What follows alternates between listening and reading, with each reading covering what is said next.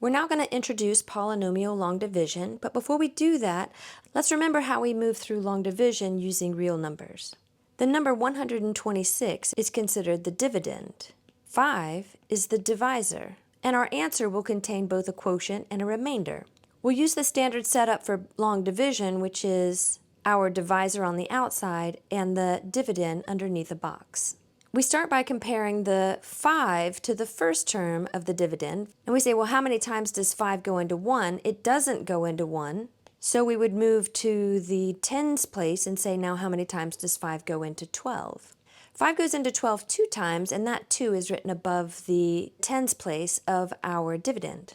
And then we multiply the 2 times the 5. 2 times 5 is 10, and what we're going to do here is subtract that 10 from the 12. 12 minus 10 is 2. And then we bring down this 6 to create a new dividend, 26. And then we repeat the process. We start all over, comparing 5 now to this new dividend, 26. How many times does 5 go into 26? It goes in 5 times. And then again, we multiply 5 times 5 to get 25. And again, we subtract to get 1. Now we're going to use a similar pattern to this when we introduce polynomial long division. And for poly long division, we are going to be holding on to this last value as being the remainder, and this value up at the top is considered the quotient. The directions say that we want to express the answer in the form quotient plus remainder over divisor, so let's talk about that. 126 divided by 5 can be written as an improper fraction, 126 divided by 5, like this. What we achieved as an answer to this division problem is the quotient, which was 25, with a remainder of 1. But in pre-calculus, when we use the equal sign, that means that the two things must absolutely be the same. And 25R1 doesn't have numerical meaning.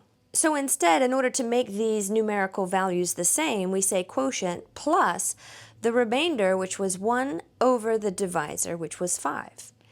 When we put that together, we see that that's 25 and 1/5, which is the mixed number version of this improper fraction. So now these two values are exactly the same, and we achieve that by writing our answer in this form, quotient plus remainder over divisor. Now in this example, we're going to use that exact pattern when we divide using polynomial long division. The numerator is the dividend. The denominator is the divisor. And we start by writing our division problem using that classic box. So we have x cubed plus 8x squared minus 17x minus 15. So we're going to duplicate that pattern, and we're going to start with the first term of the divisor, and we're going to compare it to the first term of the dividend. Now instead of saying how many times does x go into x cubed, we'll use slightly different language and say, what do I need to multiply x by in order to get x cubed? Well, x times x squared is x cubed, and that's going to be the first term of our quotient. Similar to what we saw with real numbers, we're now going to multiply this x squared, but we're going to multiply it into the entire divisor, meaning both terms. We'll distribute that x squared into both terms of the divisor. X squared times x is x cubed, and x squared times 3 is plus 3x squared. Now, just like with real numbers from before, we will need to subtract this resulting polynomial from the dividend. Well, in order to subtract a polynomial, essentially, we distribute the negative through the parentheses and then combine like terms. So let's do that. When we distribute that negative through the parentheses, what happens is that we get a sign switch for each of these terms.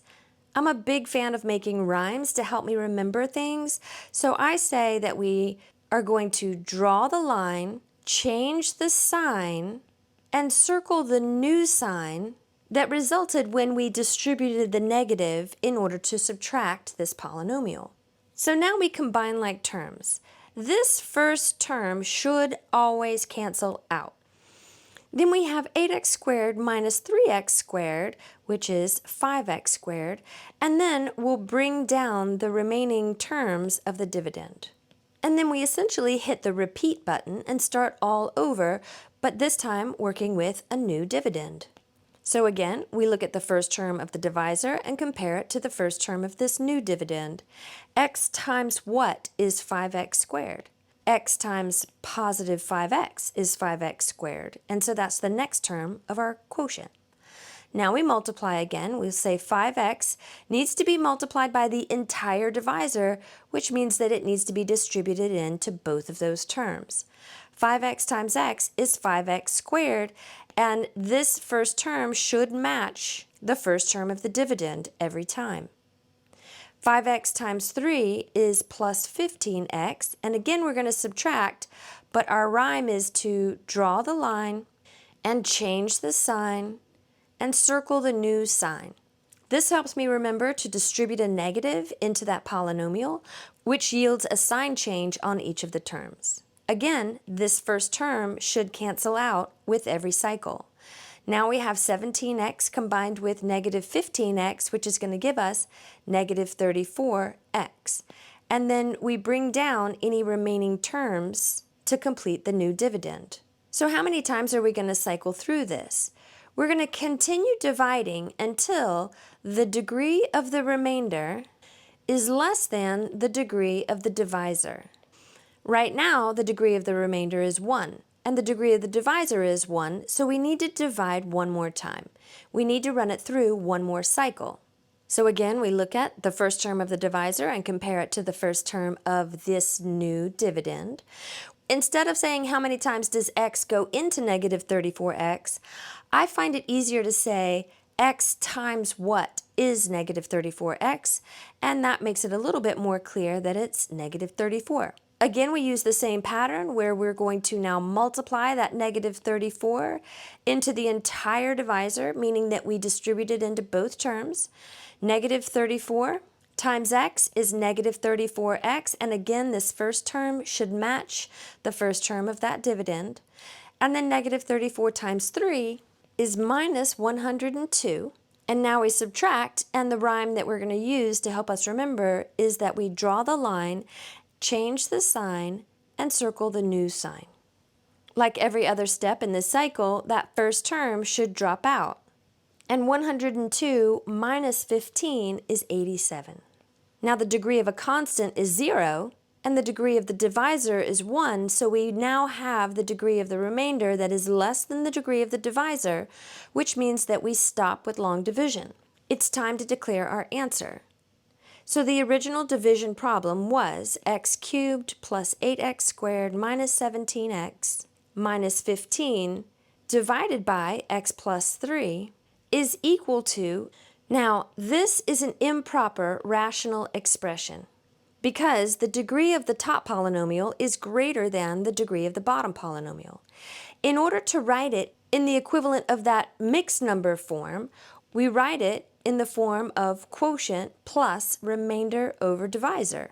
When we use this mixed number pattern, the two expressions that flank this equal sign will be algebraically equivalent. So this expression up here is the quotient. Our remainder turned out to be 87, and the divisor was this x plus 3 quantity. So an equivalent algebraic expression would be x squared plus 5x minus 34 plus the remainder 87 divided by x plus 3, which is the divisor. And when we use this mixed number pattern, the expression on the right-hand side of this equal sign is algebraically equivalent to the division problem that we started with.